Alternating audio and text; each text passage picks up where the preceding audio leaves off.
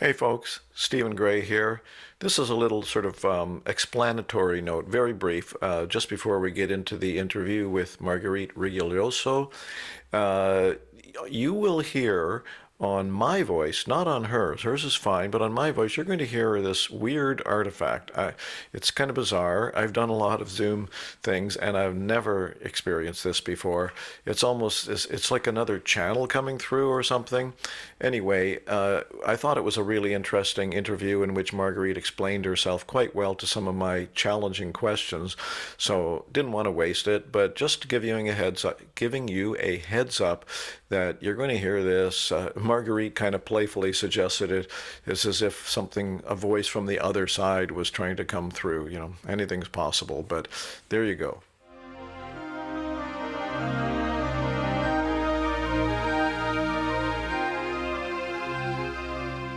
Greetings, everybody. Stephen Gray here.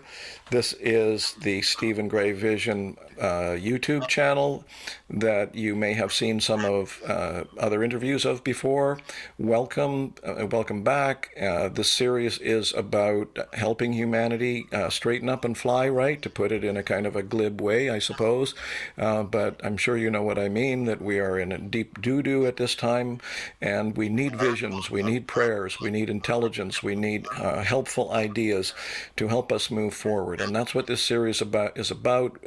Obviously having a connection to psychedelics in general, but not necessarily as the central concern, because the central concern indeed is this consciousness, this needed consciousness transformation. So, and by the way, these YouTube videos are also available as audio podcasts on Anchor.fm. That's ANCHOR.fm. So, delighted to again meet my guest. We had Marguerite Rigoglioso at our Spirit Plant Medicine Conference about 5 or 6 years ago. And we are back again because she has a new book out. And we're going to be talking about that. And we've both agreed, actually, that we're going to have some free-ranging conversation as well. So we're hoping it'll go in some spontaneous directions. So first of all, a quick bio of Marguerite. She has a Ph.D. and is known as the foremost authority on the history of virgin birth. And has taught graduate and undergraduate courses in both the United States and the United Kingdom. She's the director of her own esoteric school, Seven Sisters Mystery School, dedicated to restoring knowledge about the sacred feminine and to empowering people in their non-traditional spiritual journeys. She's the author of The Cult of Divine Birth in Ancient Greece and Virgin Mother Goddess of Antiquity.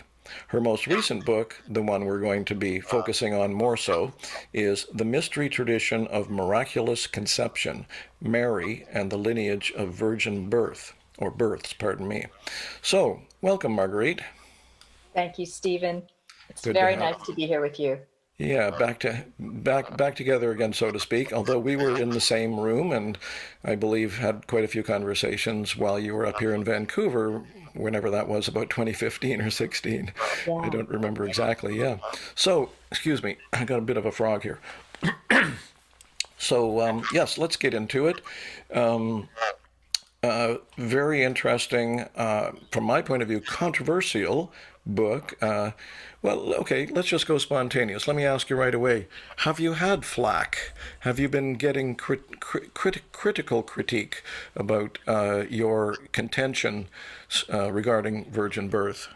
Right, that it was a real thing, that Mary actually did it. Not only that did she do it, but many women in antiquity and going on into the present day have done it. Have I gotten flack? Not really, you know. Really interesting, yeah. Yeah, you know why? Because the people who are not really that into it just go the other way. Mm-hmm. And they don't really deal with it. And I also think that in terms of academia, my sense is that the work is so well researched and so um, credibly documented and carefully, the argument is so carefully constructed that they can't necessarily poke holes in it based on shoddy scholarship. So they just kind of go the other way. So mainly what I've been encountering are people who are totally into this topic and for whom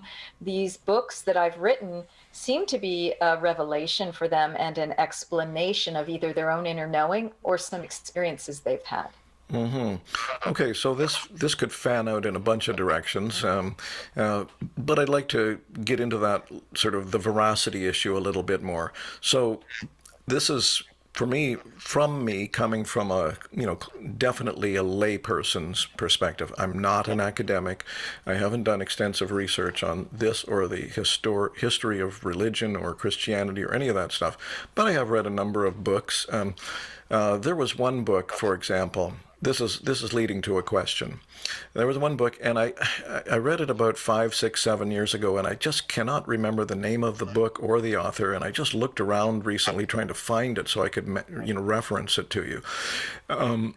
This gentleman grew up devoutly Christian, went to a Christian university, and got into this field. I'm not sure of the title of the field, perhaps something to do with historicity, but it's the field of looking at translations of ancient manuscripts and texts and so on.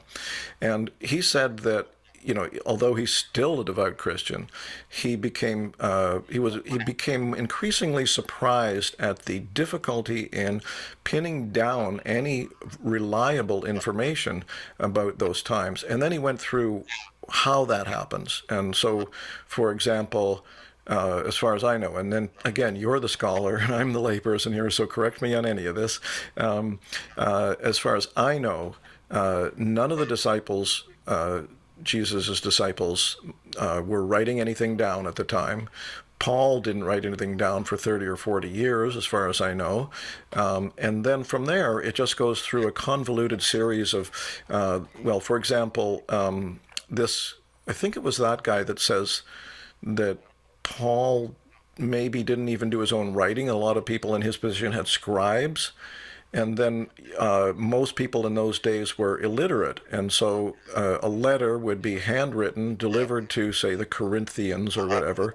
And then somebody who maybe was semi-literate would read it to the congregation. And then people would sort of pass it around word of mouth in primarily oral cultures, etc.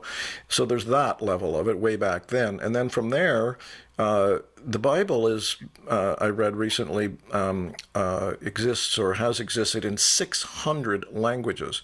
So there's all kinds of translation involved.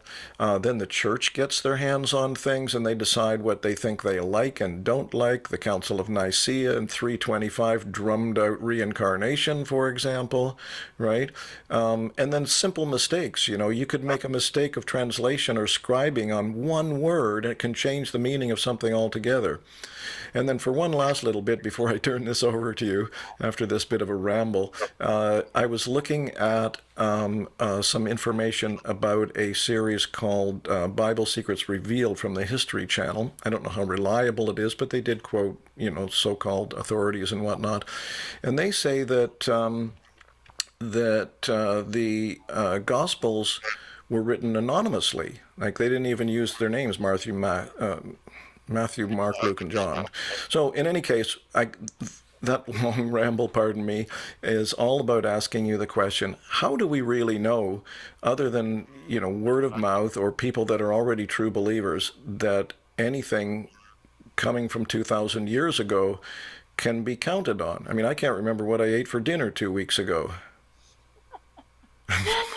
Right. Well, there are, what I do in this book, The Mystery Tradition of Miraculous Conception, is I mainly focus on one gospel that's more of the suppressed variety. It's known as the apocryphal genre. It's called the Infancy Gospel of James, as we know it, but its original name was The Birth of Mary. So this is what my book is a deep dive into, to really tease out what is in that gospel. Now, for that gospel, I relied on the writings of various scholars like Ronald Hawk and Ali Cattouz and some of the researchers that she draws on to try to get as clear and original a picture of this gospel as could have truly existed from the very beginning, which might have been as early as really the claim in the gospel is that this was written, at the time of the conception of Jesus, the birth of Jesus, and that type of thing. Scholars looking at it say that, well, it could be as early as 150 years BC, or excuse me, AD, or even earlier. And some of them say, no, it was later. So there's debate. There's debate. One of the things that I do, though, with this gospel is that I believe I give it credence by ferreting out what all of the little signs and symbols and significators mean by cross-referencing it with the tremendous research that I've done about divine birth across the ancient Mediterranean world. Once you start doing that, as I do in the book, it fleshes out this gospel and it makes it even more credible than, a little nibbly academic might be thinking about it in his hovel, So we are doing the best we can in a scholarly way to assess these documents.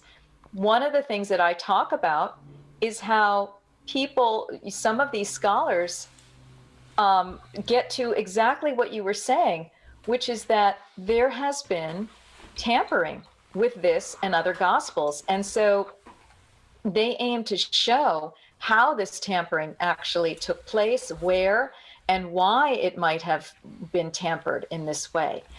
And so by doing this, you can get at a very early rendering of this gospel that is even a little bit different from the version that we have now. And that gets to key things, such as that Mary may never have left the temple to conceive Jesus and go off with Joseph, as has been said. She may have stayed in the temple in the earliest versions of this gospel, and so forth. So, we're doing our best with what we have, and we're not, though, just relying on academics or documents for this information. We're also tuning into deep levels of intuition and alternative ways of knowing.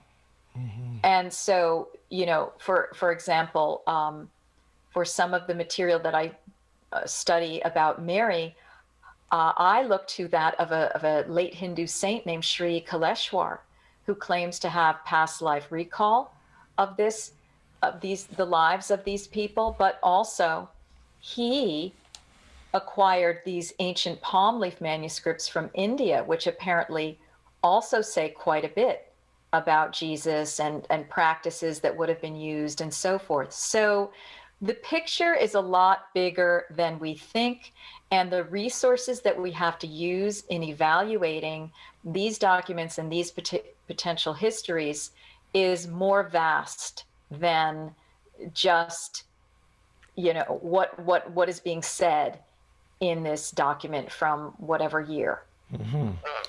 Well, I'd like to ask you more about that document and its source as well, or its origins, but also let me ask you about that, because I had another question in mind, but we'll get back to it. So what do we know? I mean, for example, as far as I know from this relatively small amount of reading I have done, the Nag Hammadi documents, also known as the Gnostic Gospels, have been carefully dated and studied so that they know, that they were carbon dated to the right era, and they know that I think it was Aramaic that they were written in.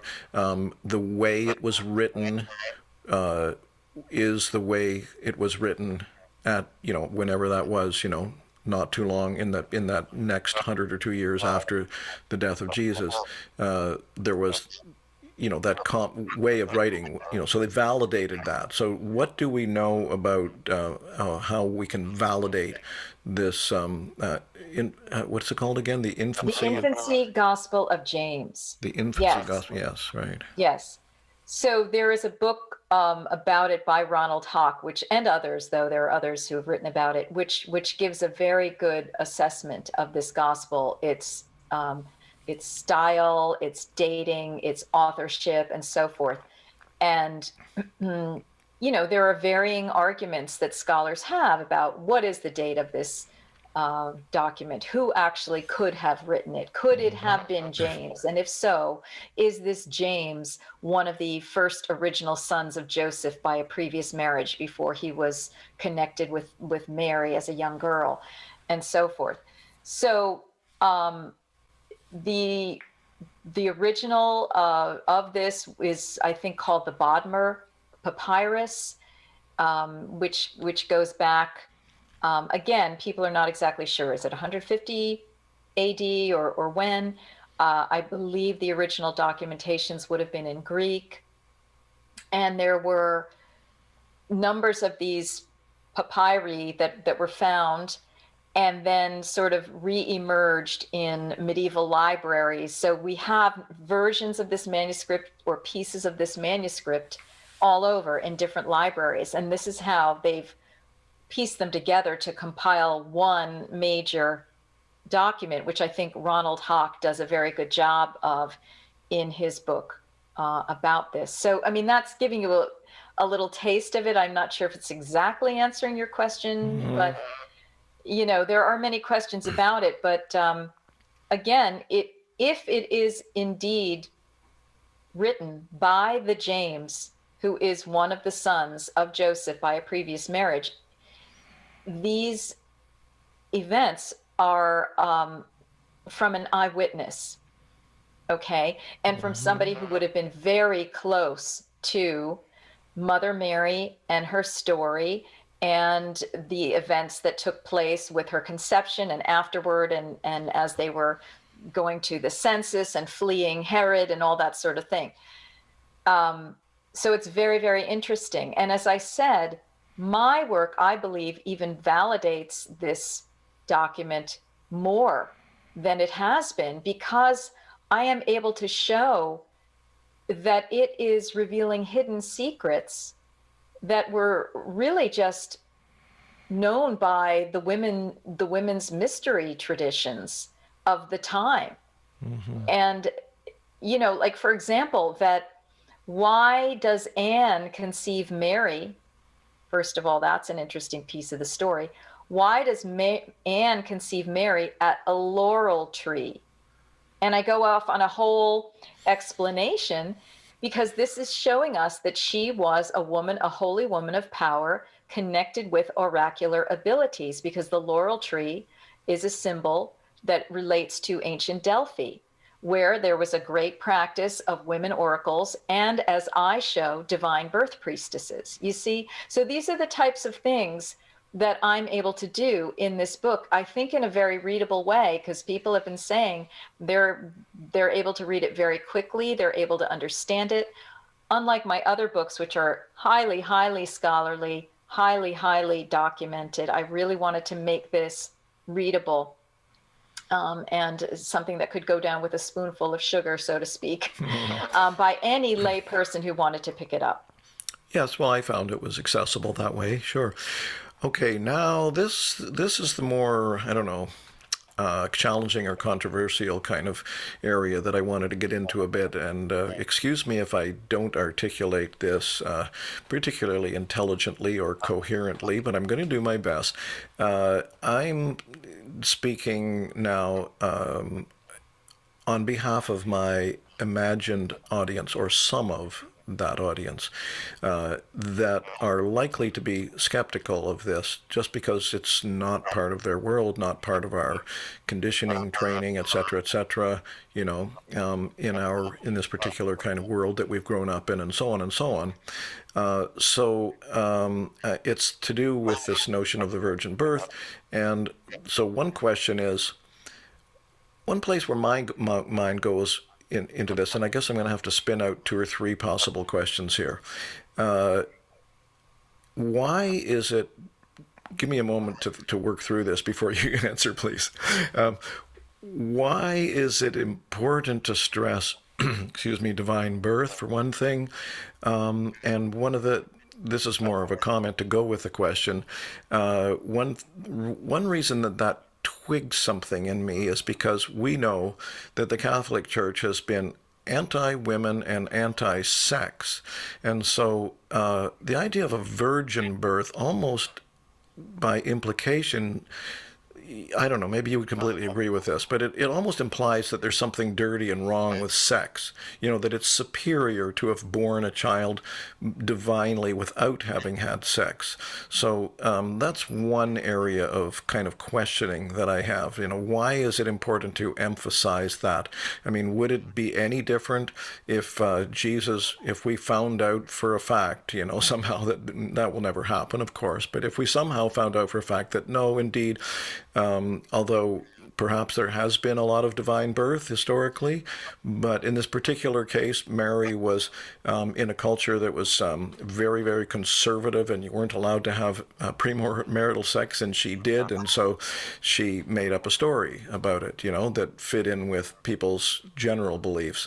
So why is it important to stress that Mary gave birth to Jesus without having had sexual intercourse to do so, at least not with a human being anyway? Right.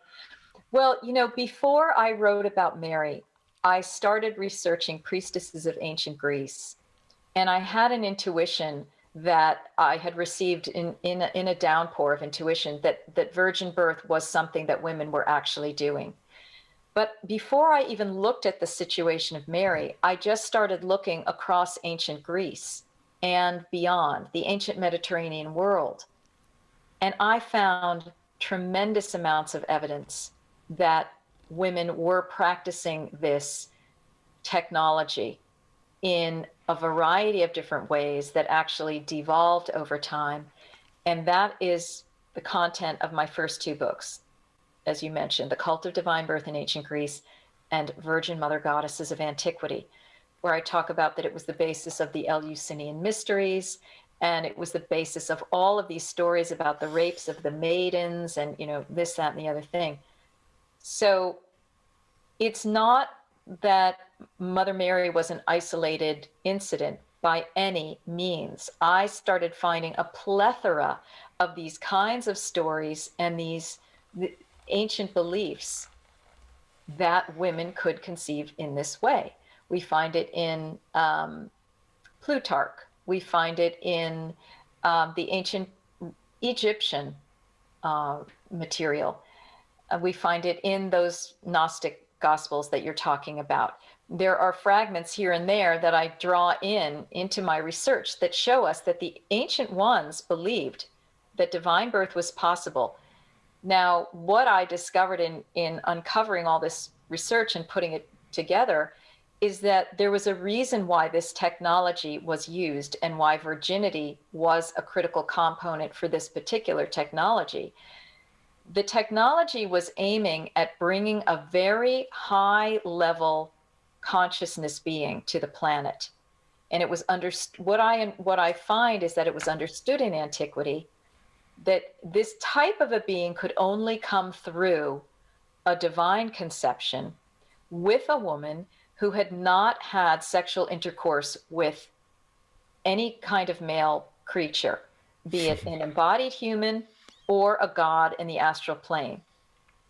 And that the reason virginity was needed for this was as soon as a male energy would come into her body, she would start getting involved in that man's karma, that man's energy, that man's problems, and so forth and so on.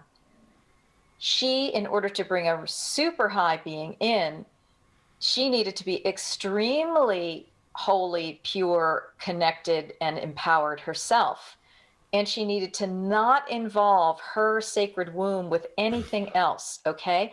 So that she could really tune in and conceive through what these are called light conceptions, and conceive these children from the realms of divine light.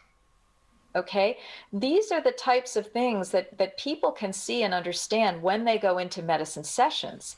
And I've had, sacred hallucinogenic journeys. I've had people come to me and weeping, thanking me for making sense of either experiences they had under sacred medicines, or knowings that they understood under sacred medicines, and so forth.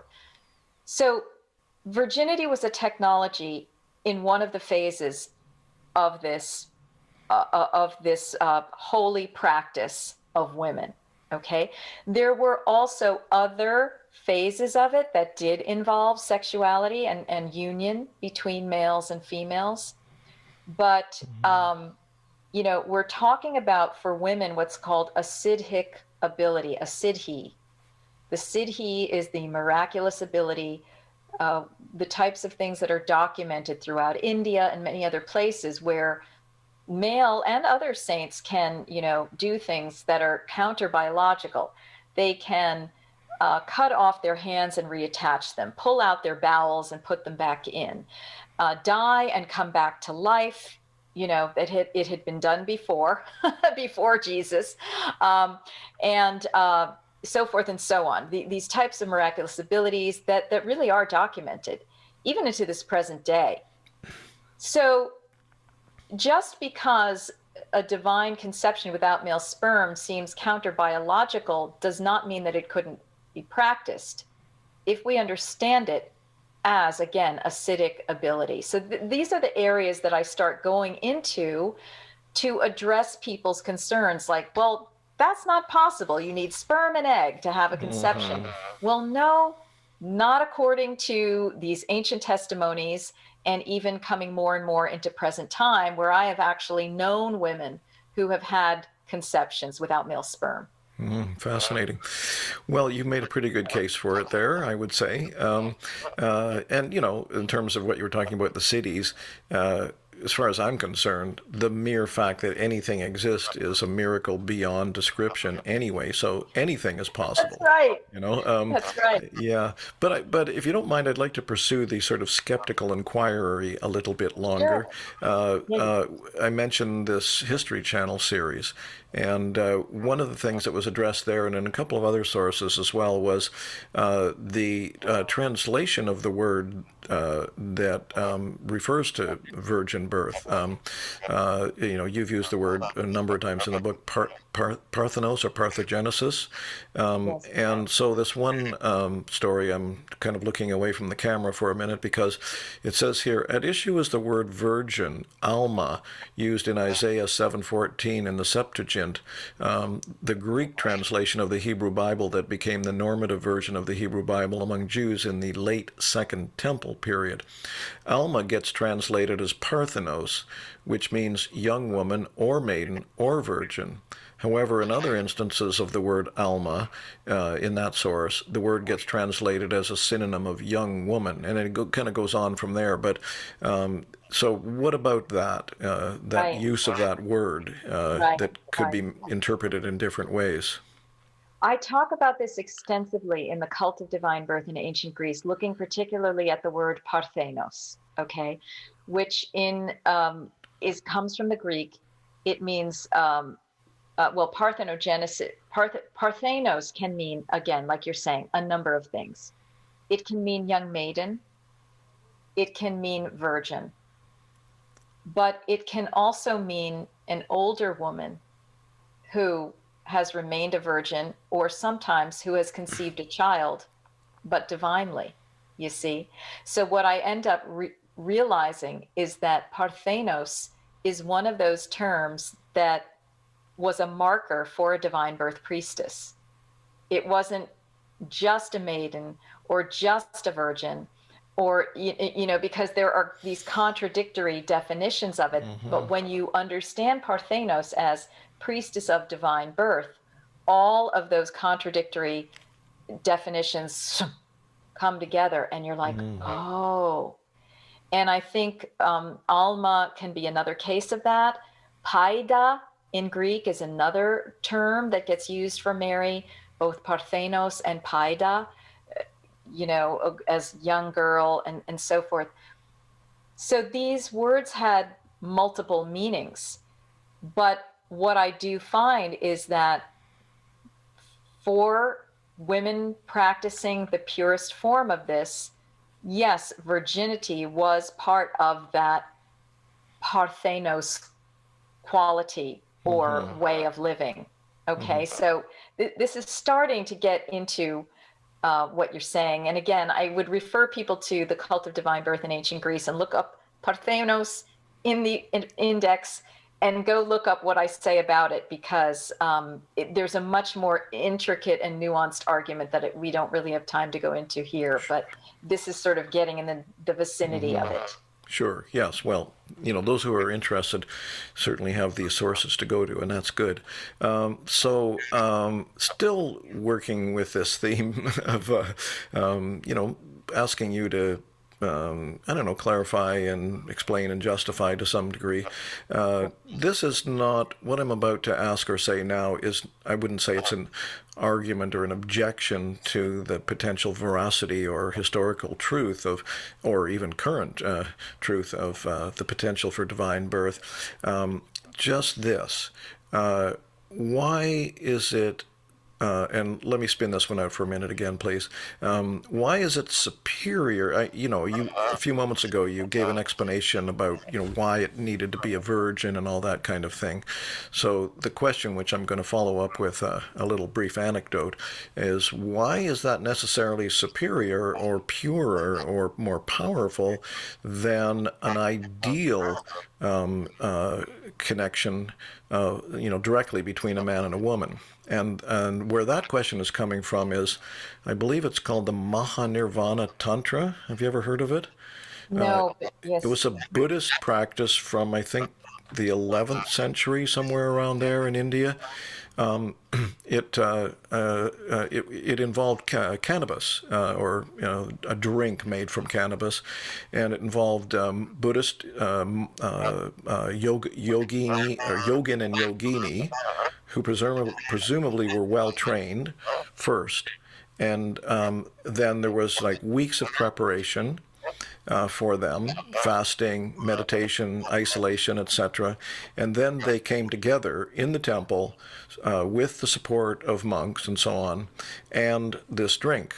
And what is said about that, the writing from the time actually says that when that happened, the purpose of it was nothing to do with what we would call sexual intercourse in the conventional sense. It was about using that potential of opening and surrendering, combining how, as I imagine we don't need to get into details of our personal history here, but surely both of us have had at least one or two orgasms that took us, in a sense, out of ourselves in our lives. And so when you combine that incredible amplifying power of a strong cannabis drink like that, what they said was that the purpose of this was divine union. And so they both, in a sense, became God. So I guess my question again is, why would something like that be any less powerful and potential for bringing in a divine being than not having an actual connection with a human being? Wow, first of all, that is so fascinating to hear about that. I had not known or read about that, but it makes total sense to me. I don't think that it's any more or less pure than parthenogenesis. I think it's just an alternative technology. So I do think that a very high level of sex magic could happen with people who have really purified, really done their work, and then go into this incredible expanded state of consciousness. Yes, that I think that was also going on in very ancient times as well. And I think it's kind of like the other end of the spectrum so let's say a continuum of sacred sexual conception practices. On the one end is parthenogenesis, and on the other is high tantra, right? I think those are both equal. The thing about parthenogenesis is that it harkens back to what may have been original human form and original human methods of reproduction prior to gender splitting. And that brings us back very, very ancient times, pre-Platonic, where Plato talks about, the female and the male were once one. I mean, he talks about that. And then they split, and then they've always been longing for each other again. Parthenogenesis returns us almost to the original divine human template, because in some of these, one of the Gnostic stories, we're told that the woman does, by doing this, she has to generate sexual energy and sexual heat, and she has to become androgynous. And so as to love herself so that she can conceive. So she's in her own vessel, taking up and doing what this couple is doing, but both very high level. The very interesting thing about parthenogenesis, which I think is why it has partly been veiled, is it is the way in which the woman can become one with the goddess source of all creation. That, as patriarchy progressed, was a very progressively threatening idea. Therefore, it's one of many reasons why a veil would have been going over the possibility of parthenogenesis, and then it became made impossible by the medical establishment.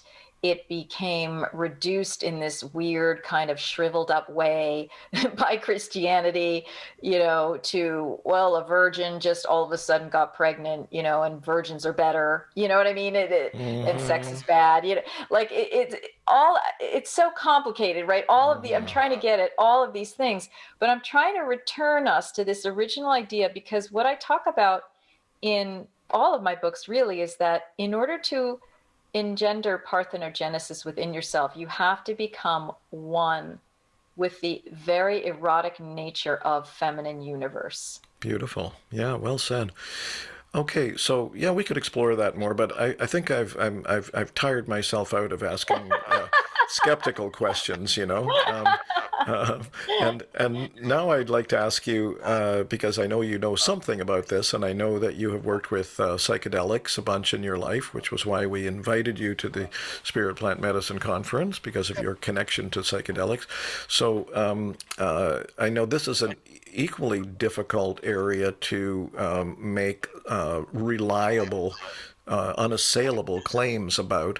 But what would you say about the possibility or likelihood that psychedelics were involved? That Mary might have, had, been using a plant medicine, a visionary plant medicine, or that, that they would have been around her, or it would have been part of this, of the way to, because as you know, one term for psychedelics is non-specific or unspecific amplifiers, right? So whatever, if you're already a sort of an advanced yogini, so to speak, and you can enter into deep egoless spaces, then presumably the psychedelic medicines could even deepen that or open up more. So do we know anything that's I don't know, substantial about the potential of those being around her world? Or Yes. their world. Yes, and this is precisely where the infancy gospel of James, on which I base my book, comes in. There are two references, one to Anne, Mary's mother's conception of Mary, which was parthenogenetic, which very few people know, but there it is. And one was with Mary's conception of Jesus. With Anne, once again, we have her sitting at that laurel tree and, quote, resting. So I go into this big discussion of this, that first of all, laurel was a known hallucinogen in the ancient world. And that is partly why it was at Delphi. It was probably one of the sacred medicines that the Delphic oracle used to engender her open state of consciousness. And the idea of Anne resting is a signifier that these women are going into an expanded state, a rest state or an expanded state. And I talk about numerous instances of this throughout the ancient Greek legendary world, meaning history that has actually been forgotten. that these women would get drowsy or go into a sleep or go, after ingesting something, a cup of something or whatever. So that's where we see it with Anne. And so I make the case that Anne was probably using a sacred medicine to amplify her experience. And with Mary, go ahead. Excuse me 1 second. For people watching this, could you please explain a little bit about who Anne is or was? So Anne is one of the opening characters of this gospel. She and her consort Joachim are elder people. They have not had children, and they're upset about this. And they both go into a deep ritual, and Anne finally does conceive, and Anne conceives Mary. So Anna, Hannah, is the mother of Mary, the Virgin Mother of Mary. And we only see Anne mentioned, in legend and so forth. Any mentions in the church, the Catholic Church or the Eastern Orthodox tradition are from this gospel, you see. And so Anne is the mother of Mary. So this is telling us that there's a lineage of divine birth. Okay. And she references Sarah, the mother of the biblical Isaac, who also gave birth divinely in her elder years. All right. So these elder women knew how to conceive divinely, and they are able to achieve it later in their life. Mary, as an alma, as the young woman, as the parthenos, is able to do it right off the bat because, number one, she's divinely born, so she's already a divine being, a very high level avatar. And number two, she's had many, many lifetimes to perfect this. And number three, she's trained by the Hebrew virgins from the time of infancy. And number four, she probably is using medicines, because what we hear in this gospel is that she ate like a dove, received the food from a heavenly messenger. Dove, I go on to an entire dissertation about how that is referencing ancient hallucinogenic priestesshoods and so forth. Ate the food from a heavenly messenger is another reference to some kind of sacred substance that opens her consciousness to be able to see angelic beings, masters, the whole shebang on the other side. Okay, so those are just some of the clues that we have about the use of sacred medicines just from Anne and Mary. And then again, in ancient Greece, I talk about this extensively in the Cult of Divine Birth in ancient Greece. And then in my book, Virgin Mother Goddesses of Antiquity, I talk extensively about how the koukeon was the medicine created by women and used by all the initiates in the Eleusinian mysteries to go into a high altered state of consciousness in which they experienced or witnessed divine birth, that there was some kind of divine conception ritual that was a part of that. And I would really love for academics to pay a little bit more attention to that book, which is quite an extensive analysis of what really went on in those Eleusinian mysteries. But again, nobody's touched it in the academic world. And, anyway, perhaps just as well. But sacred medicines are all over the place in antiquity, and they're all over the place associated with women, and I show associated with divine birth as an amplifier for this practice. Yeah, very interesting. So I can't resist one more sort of fact-checking question, though, and I'm sure you'll have an answer for this one. Was not Mary married to Joseph at the time when Jesus was born? And if so, would it not stand to reason that they were having sexual intercourse during that time? And if so, then how could they separate out what was the source of her fertilization? Well, that's the very fascinating and wonderful thing about this infancy gospel of James, or birth of Mary. It is very, very clear that Joseph was never the conjugal husband of Mary. They never got married. He was the guardian. And what I discuss in this book, The Mystery Tradition of Miraculous Conception, is that he, Joachim, Anne's consort, Zechariah, Elizabeth's consort, the mother of the Virgin Mother of John the Baptist, and Abraham, the consort of Sarah, were never the conjugal husbands of these women. They never had sex with them. If at all, it might have happened in a very strict, ritualized capacity, maybe with Abraham and Sarah, but the rest of them, it seems likely that these women were lifelong parthenoi, virgins, and their husband, quote, were really just guardian partners who had their back, protected them, helped support them financially and possibly also energetically. I talk about how they might have been working as a tag team, but completely on the astral realm, because it is very clear in these two gospels that Joachim is in the desert when Anne conceives Mary, and Joseph has gone away on a construction project when Mary conceives Jesus. So this is, I don't think this is something that was like retroactively made up by some writer in the Catholic Church. They were just describing actual authentic practices. And I really tease this out, and I go into the ancient West Asian world, you know, Sumer and those places, Babylonia, to show that there was a historic precedence of women who were not having sex with their consorts. All right. So that's what I'll say about that.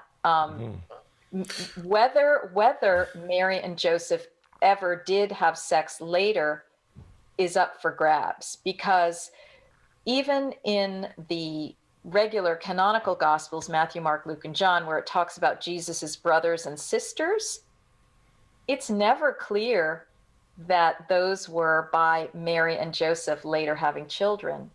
In fact, this infancy gospel of James suggests that these were all previous children that Joseph had before he became assigned to be the guardian of Mary, which he did reluctantly, by the way, we find out in this gospel. He was fighting it tooth and nail until finally, you know, in a dream, an angel had to come to him and say, look, buddy, you are with Parthenos, okay? She's conceived divinely. You better go take care of her. And he's like, oh, okay.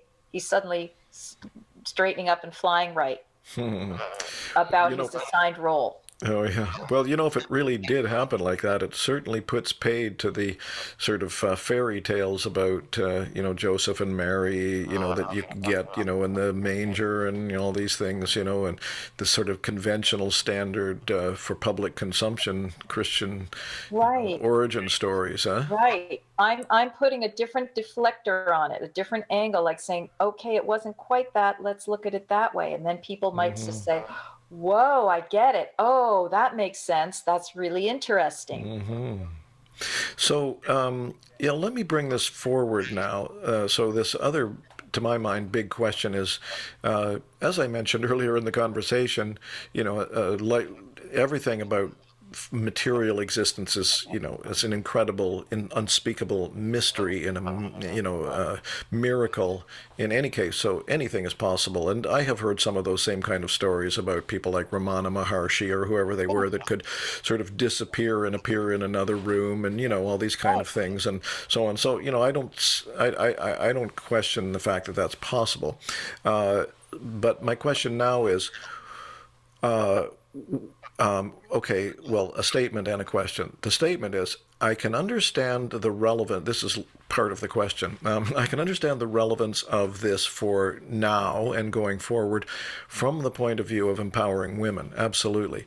But beyond that, and maybe you could elaborate on that anyway, why is this, how and why is this of any value for lay people, so to speak, to know for where we are going as a planet in trouble and what we need to do to straighten up and fly right, as we've been saying here? Right. Okay. Well, you know, we all need a few good avatars running around again on the planet, don't we? And so if women can resurrect this practice, either on the parthenogenesis side or on the high tantra conception side, and they are then able to pull forth into their bodies higher vibrational intelligence beings. We need those kinds of beings to come onto our plane right now to assist us in elevating up, in evolving. All right. So these technologies being unveiled now, and there is, a simpler one that a man and a regular old man and woman can practice. It's a 2-mantra practice that Sri Kaleshwar retrieved from these ancient palm leaf manuscripts to conceive. You chant this mantra while you are in sexual union. And then the second one is something that the mother will chant during, her conception period, in order to bring in what Kaleshwar called a divine child. So all of these are methods of bringing in higher vibrational beings. Okay, we really need to bring in older souls who really get it now to help infiltrate into and we already have a lot of these people. There are very intelligent people running around. There are starseed, what people are calling star seeds and indigos and all this sort of thing that are coming in willy-nilly, through different kinds of channels, I believe. But I think that putting these technologies in the hands of women once again makes it a more measured, conscious, deliberate practice. And we need to return to these kinds of things. We need to really upgrade our conception practices, experiences, intentions, and souls that are coming in. Well, it's certainly on this notion of empowering women and women taking their rightful place, so to speak. I certainly have come across a lot of that and resonate with that completely. You've no doubt heard of the International Council of the 13 Indigenous Grandmothers, and a number of them have said in different ways the same essential thing, which is their visions are telling them that this is the time for the voices of the women to come forward. That's right. That the women represent all that's become imbalanced. What's missing in this world is what women understand in the blood, from the earth, so to speak. Yeah. That's right. And in their wombs. Yes. Their wombs are a major portal in their bodies for information, for conception, for creative production, for healing of self and others, and so forth. This is a major, major portal. And that's one of the things that Sri Kaleshwar really brought forth in a big way through acquiring these palm leaf manuscripts and then teaching what he calls the Holy Womb Chakra system and what I call the Holy Womb Chakra teachings. And I've been certified through his lineage to teach this because it's a mantra and yantra practice to really clear out and clean the womb and elevate it back to its rightful place. Yeah, I mean, the Toltecs have been saying, through Sergio Magana and others have been saying, that we just had the eclipse that marked the move from the third dimension into the fourth dimension and into the sixth sun. So, and he says that what goes along with that is the return of the feminine, just like what you're saying, what these Indigenous grandmothers are saying, and so forth. This is the time. This is what we need, that resurrection of the feminine and that balancing of that energy on the planet. Absolutely, yeah. My old Buddhist teacher, Chogyam Trungpa, had a term, natural hierarchy, that when there's no power dynamics involved, when ego's not involved, things take their rightful place. And then if you connect that back, for example, to the work of Ryan Eisler, The Chalice and the Blade, you know that one? Yeah, where she talks about how I don't know if I'm pronouncing the name of the city correctly, Catalhayuk, more or less, from Armenia or somewhere in there, Turkey. Yeah, Turkey, ancient Turkey. So when they dug up that whole city, what they found was the women's bedroom was always the largest room in the house. And I don't remember all the details. I actually haven't looked at the book for 25 years now. But what has stuck with me is that they found a variety of evidence, including that one, as well as pottery record that indicated that that this was a matrilineal society, which is to be distinguished from matriarchal.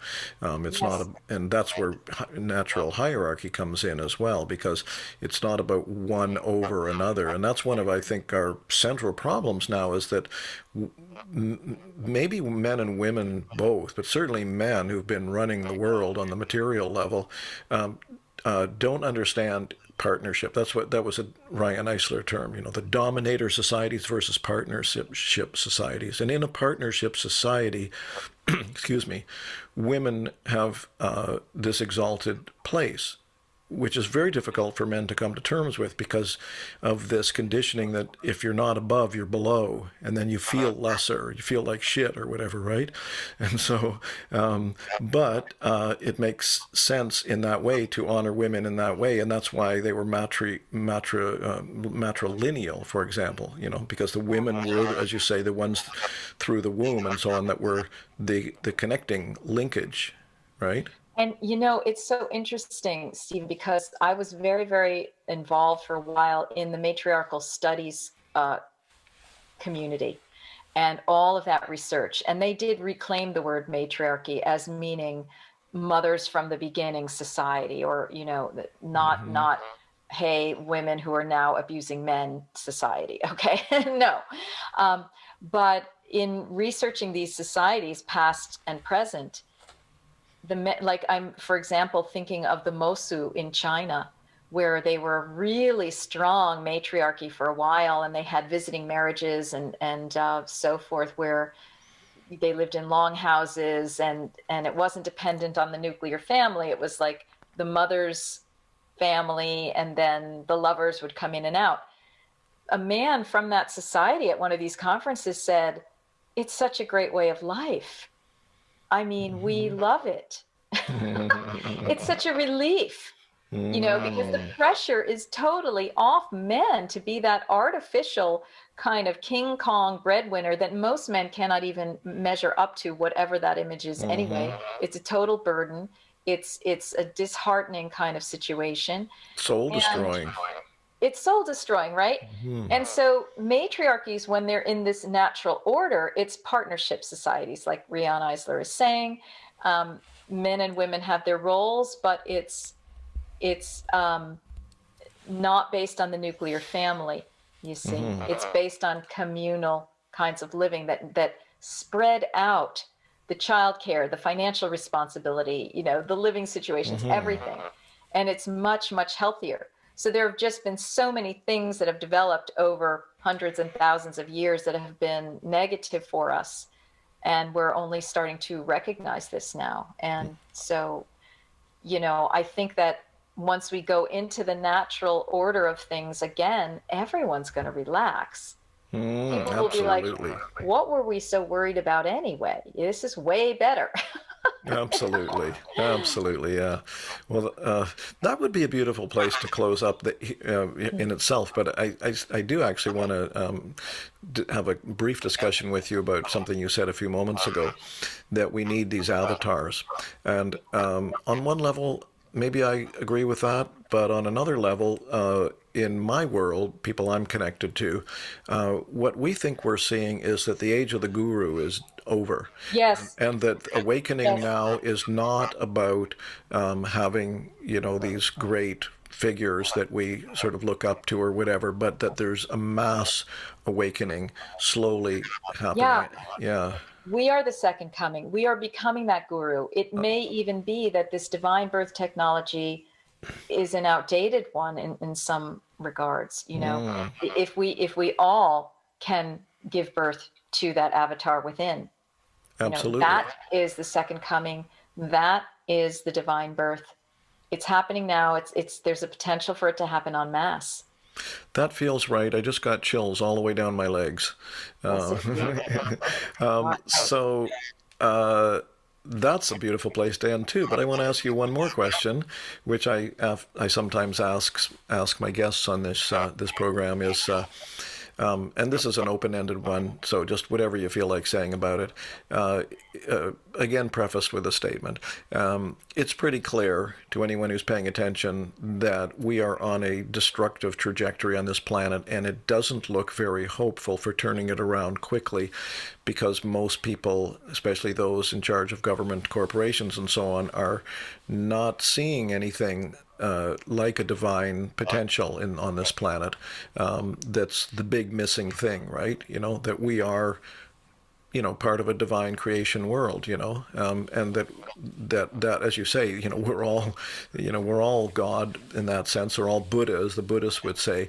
So, given that things look pretty fucking dire, how hopeful are you, or what would you imagine? Have you? I don't even know if you even think like this, but what would you imagine? Is the likelihood, or even the possibility, for say the next 30, 40, 50 years on this planet? Willing to say something about that? Yeah, I think we're in a pivotal time right now that is going to determine that, but it's a very exciting time. And I think where it's at is not with these leaders on the global scale or in the media or whatever. Where it's at is in each of our hearts and souls, and whether we are connecting with the divine through meditation, through sacred medicine, through communal group, whatever, relating, raising our consciousness, doing our healing, doing our inner healing, coming to self-love. All of those acts are incredibly powerful grains of sand that can get an enormous mountain of sand, that can end up outweighing. And also, one grain of that type of sand is more powerful than tons of that other kind of energy or those other doings. So we have to remember that it doesn't have to become 50-50, like 50% enlightened people, 50% people in the dark. Those people who are really doing this personal awakening, just keep doing it, and take heart.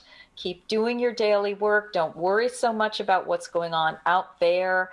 Definitely, my opinion, get off the media, because that is getting you into that cycle of despair and fear and hopelessness and whatnot and so on. And just do the inner work. Be kind and productive in your local area, your family, and so forth. Do what you're called to do, but just keep doing it and focus on that and trust that, and the future will take care of itself. Now, those are wonderful words to end on. And so let's do that, except that I asked you at the beginning, or before we hit the record button, if you wanted to mention any thing that you'd like people to check out, whether like a website, or, Yeah, we know about the books now. that's right. Anything else that I can put in my little tiles underneath here? Sure. Yes. Of course, the books can be purchased wherever books are sold, and they are in print, Audible audio, and Kindle ebook formats. But if you would like to know more about anything I'm talking about, my work with courses in Blessed Mother Mary, the Holy Womb Chakra courses, divine birth, many, many other topics, come to sevensistersmysteryschool.com. And the seven is written out SEVEN. You'll find many resources for yourself, as well as free offerings and events that I always have coming up. Cacao ceremonies as a sacred medicinal, a very beautiful way of opening the heart in a safe way, and opening the consciousness. And I do also private one-on-one sessions if you'd like to go deeper. If this has sparked anything and you feel that I could be of service to you, definitely you can contact me through that site. Excellent. Okay. Well, this has been very interesting, wouldn't you say? Yes, yes. Thank you for all of your pointed questions, that, because I think every question needs to be answered or addressed in some way, Yes, so that people can evaluate for themselves. absolutely. Yeah. Okay. Well, wonderful. And so I'll just wish you well and say thank you. Thank you.